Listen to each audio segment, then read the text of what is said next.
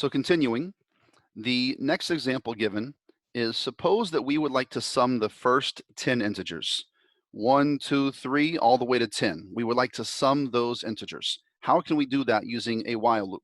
We need to loop 10 times so we can keep a constant, a counter that's going to count the number of times, or no, in this case, a constant that we're going to set to 10. We also need to have a sum that's going to keep our running total of the values that we're adding into it. So we first are going to add 1 to the sum. Then we're going to add 2 to the sum, then 3 to the sum, and so on. Okay, let me annotate here. So 1 will get added to the sum, then 2 will get added to the sum, then 3 will get added. All of these numbers, then 9 will get added to the sum, and then 10 will get added to the sum. So we have this sum variable that will initialize to 0. And we also have a counter that we're going to count to make sure that, hey, we're doing this exactly 10 times. So at every step of the loop, and we'll introduce a new word here, which is iteration. Iteration is at every, because before you learn the word iteration or use it, I know this is an English word, we should know it, but still, it's not a word it's not a word we commonly use outside of programming. So people who are new to programming, they'll say at every loop of the loop. At every loop of the loop. Well, the better term is to say at every iteration of the loop. One iteration is one complete execution of one loop of the loop. One iteration of the loop, okay? So we'll use a count variable that starts at 1, and we're going to count the number of iterations to make sure that we loop exactly 10 times, okay? So let me stop this. No, bear with me here. And I want to code this in Thani. So I'm gonna call this as the sum of, I'll just do it right here within our module 5 notes. So sum of first 10 integers. So I said we need to have let's make a num times, this is a constant. And we know that there are no constants in Python, right? So this is a variable, we can in fact change it, but still many other languages have constants. So I like to follow that paradigm. We have constants, we'll suggest there's constants, and the way we do so is by simply keeping the name capitalized. So num times is, we view this as a constant. We have a count, which we will start at, I could start it at 1 or 0, it doesn't matter, whatever you like. I'm gonna start it at 0. And we have a sum, which I'm going to start at 0. So look at how I'm gonna actually write my code. I'll say while my count is less than num times. So right now count is 0. So I could manually type this in. Count is 0 and num times is 10. Is 0 less than 10? Absolutely. So while count is less than num times, what am I going to do? Actually, I will make my count 1, and you'll see why. So while count is less than or equal to num times. What am I going to do? I'm going to add whatever my current count value is. I'm going to add that to my sum, and then I'm going to increment the count by 1. And that will solve our problem for us. But I want to explain that, because what are the values that count gets? Remember, the goal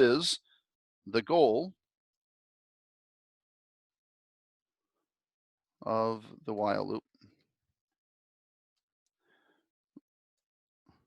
We want sum to be equal to the following. 1 plus 2 plus 3 plus ... plus 8 plus 9 plus 10. We want to take the value 1 and add it into sum. And then we want to take the value 2 and add it on in addition to what's already in it. So 1 plus 2 will become 3. And then take the value 3 and add it into sum. Well, that tells you that you need some variable that needs to change its value from 1 to 2 to 3 all the way to 8, 9, and 10. So we use this variable count. We use this variable count up here, which we start at 1. And then count increments, and it becomes 2. Right here in this line, count becomes 2. Then count becomes 3, then 4, then 5. And when will count stop incrementing? We'll look at this while loop. It says while count is less than or equal to 10. So when count is 1, 1 is less than or equal to 10, ignore this line 16 right now. Okay, ignore line 16. But if 1 is less than or equal to 10, we increment count. Count becomes 2. Is 2 less than or equal to 10? It is. Well, we increment count. Count's now 3. Is 3 less than or equal to 10? It is. So we increment count. It becomes 4. So we can see that count is fulfilling that goal that we had. It's fulfilling that purpose of it's a variable that's changing its value each time from 1 to 2 to 3 all the way to 8 to 9 to 10.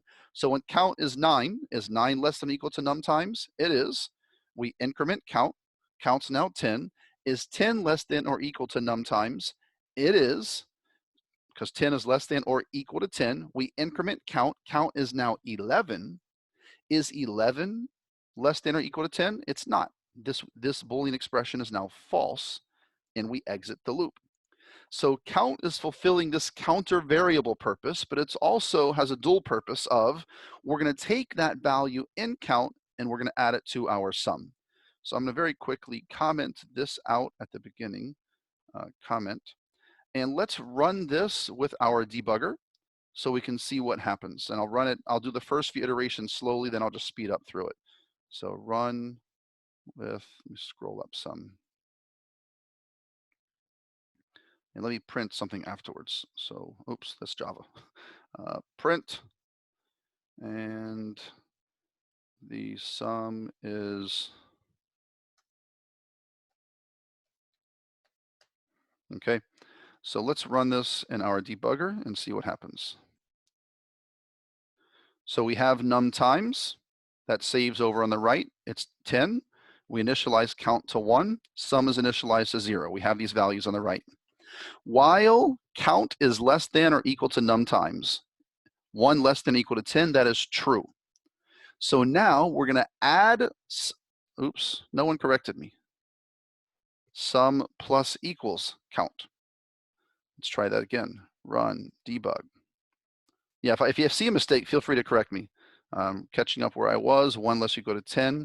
So now we're going to add count, which is 1, into our sum. Okay? So sum is now 1, and we're going to increment count, and count is now going to be 2. Follow these variables on the right. I don't know why this is messing up here. So now count is less than or equal to num times. We check that again. Is 2 less than or equal to 10? It is. And so now that's true. We add our new count. What is count right now? It's 2. We add that on top of sum. What's currently in sum? 1. You can see here, 1's currently in sum. And we're going to add to it the current count. So 1 plus 2 becomes 3. So count, the sum is now 3. And now we increment count, and count is now 3. Okay, so is 3 less than or equal to 10? It is, that's true. So again, we're going to add 3, which is our count, onto, in addition to our current sum, which is 3. 3 plus 3 is 6. So sum is now 6. And our count, we're going to increment it. Our count is 4. Is 4 less than or equal to 10? That's true. So we're going to add our count, which is 4, on top of our current sum, which is 6, which is the addition of 1 plus 2 plus 3. That's 6. We're now adding 4 to it. So now the sum becomes 10, and our count becomes 5. So I'm going to very quickly go to the end of this. I'm going to speed up. Bear with me. Let's get to 9 and 10. So here, count is 9. Is 9 less than or equal to 10? That's true. We're going to add our current count, which is 9, onto our current sum, which is 36. 9 plus 36 is going to be 45. We increment count, so count now becomes 10. Okay, if you look at the right over here, count becomes 10. Is 10 less than or equal to 10? That is still a true statement. So we enter the while loop. We add 10 onto our current sum, which is 45, and we get 55. And then we increment count, and count finally becomes 11. So now that count is 11 less than or equal to 10? The answer is false. 11 less than or equal to 10, the answer is false. So we finally exit the while loop, and we come to line 18. Well, there's nothing on line 18. So we go to 19, nothing on line 19. We come to 20, and we see a print statement. So I just want you to understand clearly, we're now finished with the loop, right? we're outside of the loop. And how do we know we're outside of the loop? Due to the indentation. And then we simply perform this print statement. The sum is, and we print it, and we get 55. The sum is 55 right here. Cool. So that, I hope, is very clear. And so what I want to quickly jump into, I want to point out for you, let's see, I did this. So here, it's worth looking at this. You may have just seen the answer, but what can be wrong with this code as we see it? Based on trying to, the increment is outside the while loop. Yeah, look at this. This increment is outside the while loop. Was that Charles? Yes. Yeah, nice catch. The increment, this I equals I plus 1, is outside the while loop. So right now we're going to say while 1 is less than 10, and we're going to take sum plus I and add it to sum. Then this I equals I plus 1, that's not in the loop. That comes after the loop. So we go back up to the while 1 is less than 10, we add sum plus I, add it to sum. We go back to the while 1 is less than 10. Basically, we see this while 1 is less than 10 over and over, and we never change the value of I because that incrementing of I is done outside the loop. And this is what we call an infinite loop. I mean, check this out. If I come up here to the code and I accidentally made this, let me hit stop. I accidentally make this outside the while loop. So I never change the value of count during my execution of this while loop. Well, that's now an infinite while loop. If you want to actually, just for kicks, let's print count. Print count.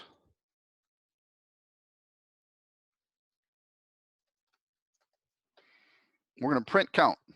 It's not going to change, but you can just see it. Count is 1, and my code is just running and running and running and running, and it will never stop because we are in an infinite loop. Okay? So that's a problem. The fact that you have loops, you can actually get infinite loops where your code will just never stop. Here, let's put this count back inside. What if I had put something silly in here? How about if I say while 2 equals 2? That's a true statement, right? That will always execute. So this just keeps running and running and running and running and running, and it will never stop. Okay? And it actually runs much faster than that. That's the bottleneck there, is how fast we can print to the screen. So we have to be careful on when we make our while loops. That's a very common mistake of accidentally making an infinite loop because we either forget to increment or our loop continuation condition is not accurate. So that is something to keep a lookout for. Also is the idea of an off by 1 error. This is very common with new programmers. If we look at this code here, while count is less than or equal to 100, imagine you wanted to do this 100 times. Well, since you're saying count less than or equal to 100, if I wanted to print it exactly 100 times, programming is fun, I should have started my count at 1. Okay, so coming back to our Thani, the example we gave in Thani, if I had wanted to, up here, print programming is fun exactly 5 times, I could have started my count at 1 like I did and make less than or equal to 5. That will iterate exactly 5 times. But if I start my count at 0 and I want to iterate exactly 5 times, I can't say less than equal to 5. I have to say less than 5. I hope that makes sense. So now this will iterate when count is 0, 1, 2, 3, and 4. That's 5 times. But when count becomes 5, it will break out of the loop. So a very common mistake with new programmers is this off by 1 error. Okay, so what I'd like us to do is, let me see, I want to give you the run of the program first. Yeah. So here, let me see if I can very quickly, what's the best way? Paint, y'all can watch me do this. Save file, save as, desktop, that's fine. Call this repeated subtraction.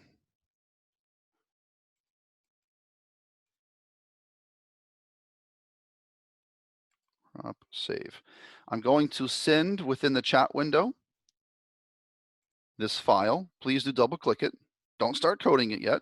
Make a brand new program in NetBeans. Make a brand new program in Thani called repeated subtraction. And I'm going to put you all into groups. I'll come visit you. I want you to solve this problem. So check the chat within Zoom, please. And so here, if we run the program, please enter the following. 9 minus 5 equals 4. If they 9 minus 5, enter the answer. They enter 4. If they enter the correct answer, just say, you got it.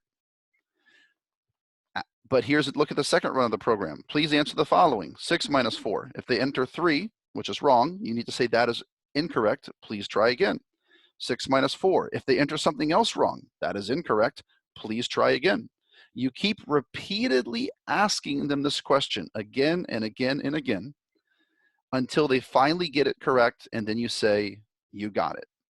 There's many different ways of solving this. You're going to come across a couple of challenges, which I want to try to see how you deal with those challenges, and then I'll show you a solution, and we'll talk afterwards about some design strategies for loops, for while loops. So let me go ahead and break this up into our groups. Bear with me. Breakout rooms. 3 rooms. Let's see. Just checking the rooms real quick.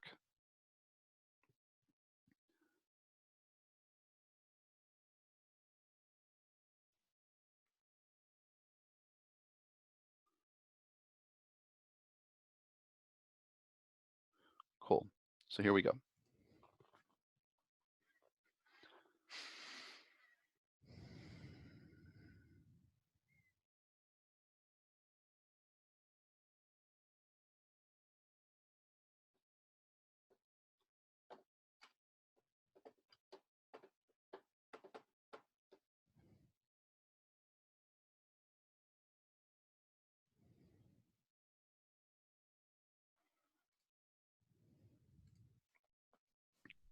I guess I can share. Give me one moment.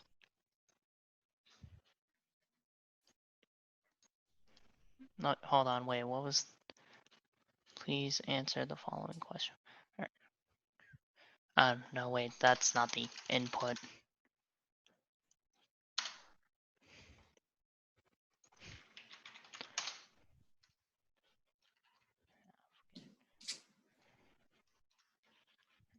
I'm just trying to get it out of the while loop so that way we can see kind of how it looks outside first.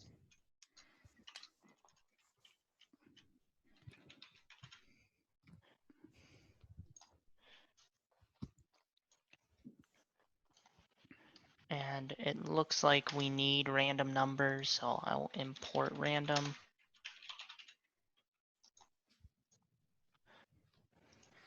I'm just watching. I'll be back. All right.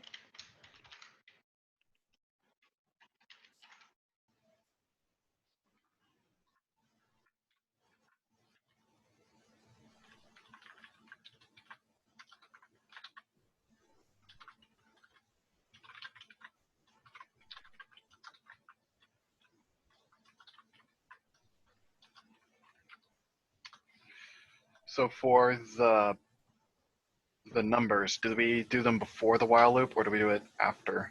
That's something you need to think about. It is going to be the same number again and again and again in the while loop. Then you would ask yourself, like if you saved a picture in that chat, since it's the exact same number asked again and again, it would make sense to generate it where? Before the... Yeah, absolutely.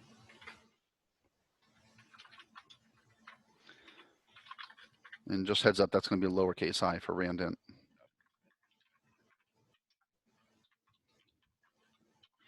I'll be back. Just wanted to check on y'all.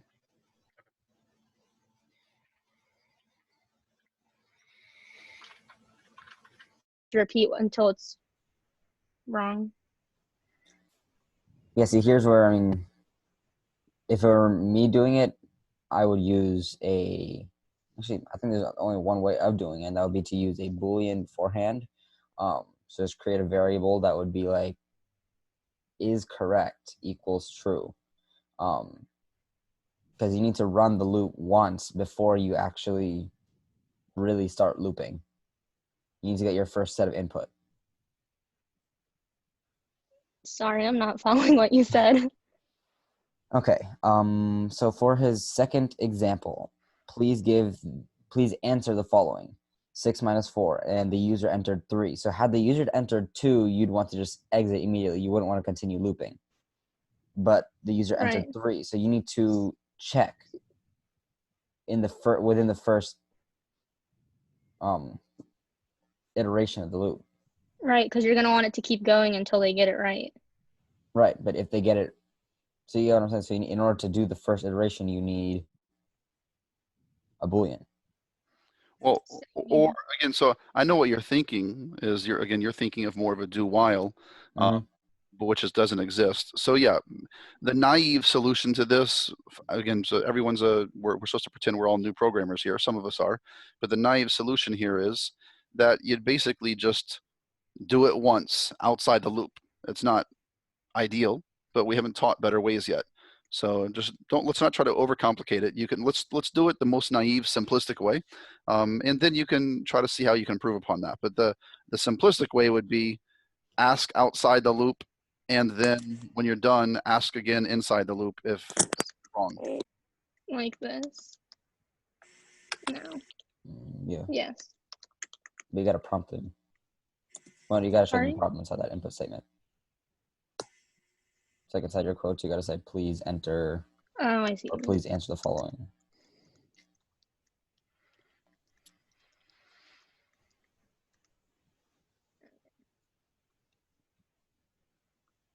That Well, but yeah, we have to show them the problems. Like you generated 2 numbers, num1, num2, so you got to show them what they're solving. okay. Oh, okay, I got you. So you have to do the thing. You just put like a \n, Sorry? a \n to get the new line. May I That. may I suggest you just get rid of your answer equals int input and make that a print statement? Let's simplify it. And you can get rid of your int input. So what needs to get printed? Do you have the actual picture, Chloe?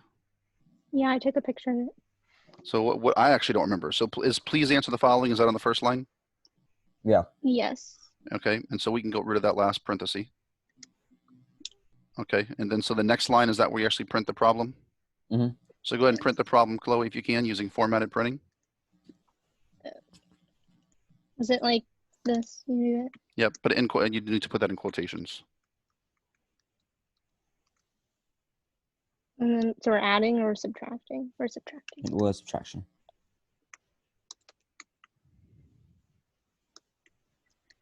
Equals. Like that? Yep. Is it? Okay. Nicely done. Just put a space equal space after the second curly brackets. That looks good. Now, one thing that you will need is, I'll go ahead and give you this, is hit back to the left just one with your arrow. No, okay, that's fine. And type comma, space, end equals space, or ends, type end, E-N-D, space equals space, and put double quotes, just so you can stay on that same line. And so now on the next line, go ahead and try to read in your answers. Just answer equals end input.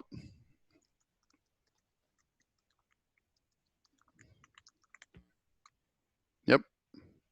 Okay, so that's good. Now you have an answer. So now you can do your while loop. While the answer is what? Oh, it doesn't equal. Yep.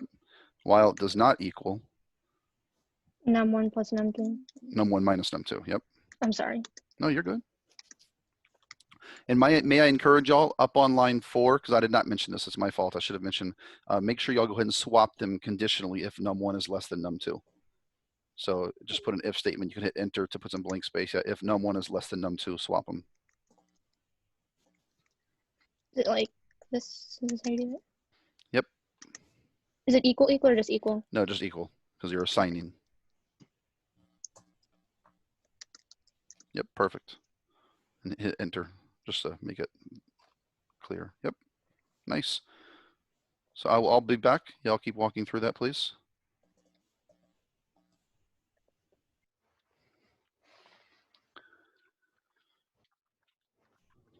This looks great.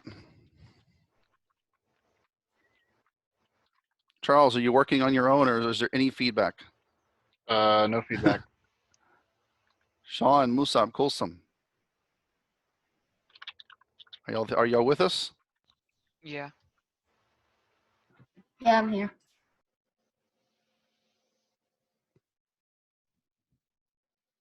Is it working correctly, Charles? It should be. So what's your thoughts on Python thus far? I mean, it's a lot different than Java. It's kind of different than Java. Like instead of having to put like brackets and stuff like that for stuff like loops and if statements, it's now just indenting. So from a new programmer perspective, how do you feel I don't know. I'm not fishing for anything. I'm just trying to see what you think about that. I mean, it's like easier to do variables and stuff like that and to swap them instead of having to like go through all these complicated methods. It's just very easy. Like if you learn how to do like the easy ways, but switching values, like instead you'd have to have like a in other languages you have to have a tertiary value. Yeah, absolutely. You mean like now for your swapping on line 18? Yes. But even the lack of data type, right, where you can just change data types makes it easier. I think Python is a very simple language to learn and pick up. It's certainly very accessible. Mhm. So this is working as you expected? Yep. Nicely done. Let me go check out the other two rooms.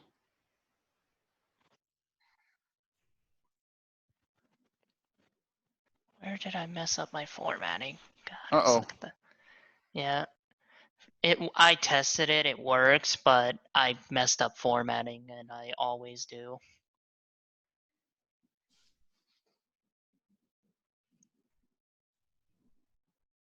What is it saying to you? I don't see an error that it's saying. Nothing. It just does the brackets. Oh, I can't see it here. I can't see because my screen is showing me the, there we go. Now I can see. Yes. Yeah, when it outputs, it just shows the brackets. So who just highlighted that for you? Who's annotating? Not me. Oh. Is it that parenthesis? Yep. But who's annotating? Not me. Is that Rebecca or is that Mariam? Becca. Nicely done. Good catch. So what are we doing? So I actually personally don't like doing all of that on the same line. It's hard to, I don't know, I always put my print statements first, but now, so let's see, eval input dot format. So you're missing 1, 2, 3. You're missing one more parenthesis all the way on the right. Where?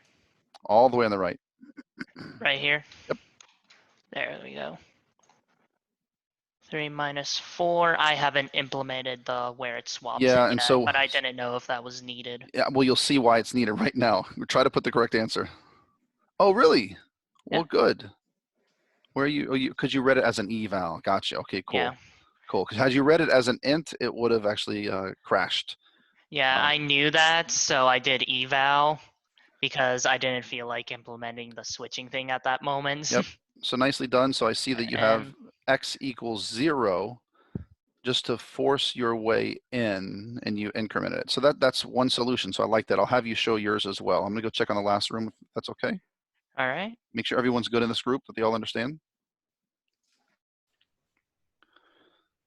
So can I see what we finally came up with? Chloe, you were sharing, right? Yes, sir. Sorry, I was muted. No issue. So you did it once beforehand. While answer does not equal this. Yeah, and so since we haven't shown you a better way of doing this, this is what I would expect every group to come up with. So Ibrahim, what were you trying to suggest earlier as another option? To use a Boolean to sort of simulate a do-while loop. So if you actually created a Boolean called correct or And- something like that is And don't correct, do this, Chloe. I just wanted to understand what he was suggesting. you could use that to start to iterate through the loop one time, get your initial values, and then you could do your checks to see, hey, is that answer correct? If not, it would repeat. So you're Basically, it sa- just saves us from printing the prompts and input twice. so you're saying on line 11. Let me see real quick, Chloe. Can you click at the end of line 10? Hit enter, enter. So you're saying like type is correct, put is underscore correct equals false. And then what, if I understand you correct, Ibrahim, is that In your you're, while statement. so you'd have to put an if statement in the while, right? Is that what you're saying? For what? No, like for the while statement, I'd literally just put while Is correct. not is correct. That's fine. So while not is correct, and is what you'd put inside the while statement. Correct. And then I'd prompt the user. Well, no, so what I'm saying in that is that you would still need an if statement, therefore, inside the while loop to set is correct to be true with the condition that it was correct. Yeah. Yeah. Okay. Yeah, you can erase that line, Chloe. Yeah, that makes sense. I understand what you're saying. So everyone's done. Let me come breakout. Let me get rid of the breakout rooms. Chloe, I'm gonna ask you if you can share yours first. When we get back, I want everyone to share what they had. So because we have 3 different solutions.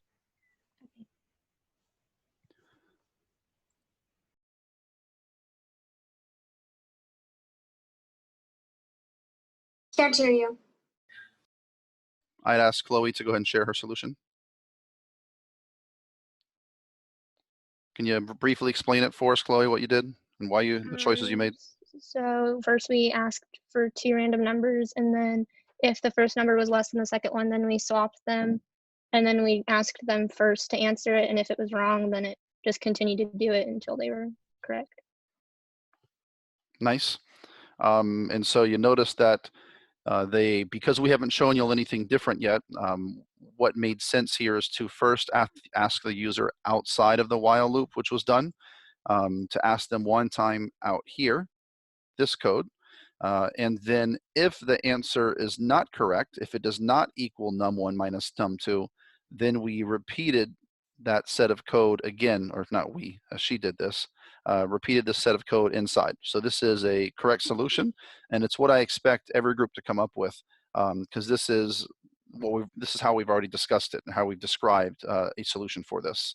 But so a takeaway is that within what I've just highlighted is we're basically doing something twice. We're printing, we're scanning, we're prompting the user, and we're scanning, and then we're doing it again. And so we're going to talk about solutions to that. How can we avoid that? I'll give you one example with a while true loop, and we'll see different solutions to that. But this is a great job. This is exactly what I would expect most groups to come up with. Thank you, Chloe. Let's see. I think Charles, you had a solution. I don't remember, Charles. I don't remember what your solution was. I remember David's, and I remember what you did. You did, David, the x equals 0. Charles, can I see yours first?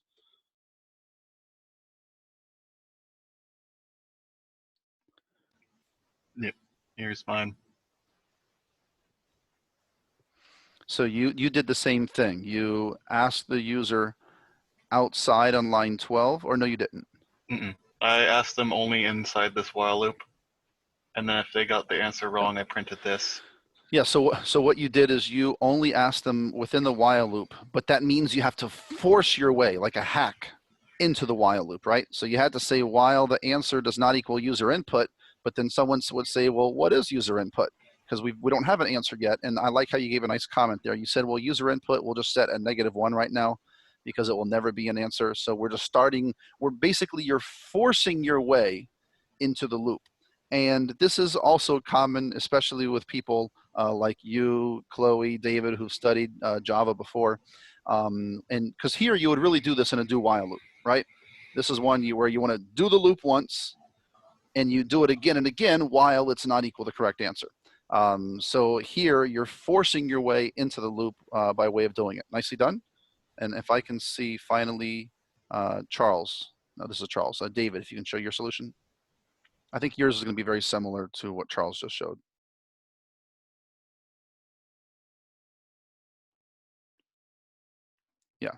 and that's even what you typed as a comment. You put x equals 0, and someone would say, what's the purpose of x equals 0? Go ahead and explain it to us. All right, so the way I did it is I prompt the user the question in the while loop. So to get into the while loop, I have to force my way via a variable. So this x equals 0 is just to get in there. And if they answer correctly, whatever the word is, add 1 to it to break the loop. Yeah. So that way it doesn't go on for infinity. Nicely done. And so another thing, and if you wanted to use, let's go and edit this one together as a group. This is what was being mentioned in the third group as another way of doing exactly what you did. So instead of maybe x equals 0 on line 4, how about try to make that, type it is correct, is underscore correct, and then call that false, capital F. You?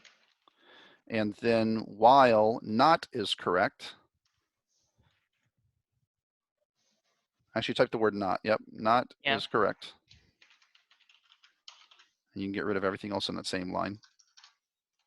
And then just on line 17, you'd say is correct equals true.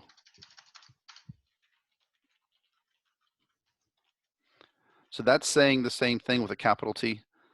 That's saying that's doing the exact same thing, but now in case you're now it would maybe make more sense to the reader, but yours made perfect sense. But I just want, since I figured since you didn't mind, hope you didn't mind, that was a good, Yeah, that was fine. that was a good program to simply add that in, because there was a third group that was talking about doing this way as well. All three of y'all came up with the great idea of let's force our way into the loop using some type of variable, some type of structure, and the third group was talking about using this Boolean variable is correct. So yours was a nice template just to throw that in. Nicely done. Any questions on this problem from anyone? Okay. Can someone tell me, I am not seeing anywhere on my screen where it's showing me how much time is left. And I have a feeling it's going to jump and kick us out all of a sudden. Does anyone see a timer? 2 minutes. 2 minutes left? Yeah. Yeah. Well, in 2 minutes, I'm not going to try to continue. We've used enough time for today. I don't want to go beyond. So we had another program to do. So next time, as soon as we come in, we're going to jump in and practice. Like we have 3 or 4 to do in a row in breakout rooms, which is great. That's where it gets a lot of y'all doing instead of me talking, which is how you learn. I don't want you just sitting here listening to me. So I'd encourage, if y'all have time. I know you're in school. When is exam week for high schools? Is that like another month? Charles, David, Chloe? A lot of stuff are also getting canceled though because of it. Oh, so not even going to have final exams? Like half of my teachers aren't giving me final exams. Is that a good thing? Not when some of them are required for state. Yeah, that's not cool. Yeah, okay. Well, we probably have less than a minute now. So I know that y'all may be busy, but for those who really want to get a good practice, I would encourage you to try out Program 2, which is, again, now it's in Slack. It's been uploaded. If you have any questions, feel free to come in here and ask them within this programming assignment channel. But other than that, I bid you all a good afternoon so we can hopefully end gracefully. One of the rare times it won't kick us out. Take care, and I'll see y'all on Thursday.